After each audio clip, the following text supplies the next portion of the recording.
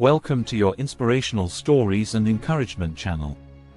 This channel is dedicated to bringing you inspiring stories of resilience, faith, success, and triumph. Our goal is to inspire you, uplift your spirit, ignite your passion for growth, and help you to thrive and succeed in your personal and professional life. So, sit back, relax, and enjoy the journey with us. Most importantly, don't forget to subscribe, like, comment and share. And now, today's story titled, How My Late Father's Old Tools Gave Me a Final Message. Franklin's father, Bernard, was a man known for his remarkable ability to care for people and fix almost anything. Whether it was mending a roof or offering a comforting word, he always knew how to make things right. However, over time, Franklin noticed subtle changes in his father. The man who was once sharp and reliable started to forget simple things, such as where he left his tools or the names of old friends. Eventually, he was diagnosed with Alzheimer's disease. As his condition worsened, their roles began to reverse. Franklin had to care for the man who had always taken care of everyone else. Watching his father struggle with tasks that had once been second nature was heartbreaking, but Bernard remained cheerful, and Franklin cherished their time together.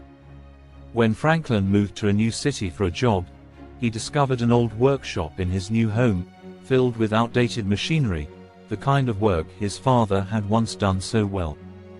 He remembered the tools Bernard had bought years ago, now sitting unused in a corner. With a sense of nostalgia, he decided to bring them and put them to use, feeling as though his father was guiding his hands. A few months later, Bernard's condition took a turn for the worse, and he was confined to a care home. Franklin visited him as often as he could, though he wasn't sure if his father recognized him anymore.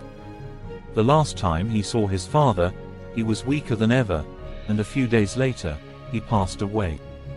After his funeral, Franklin returned home, drained from the emotional weight of the past few days.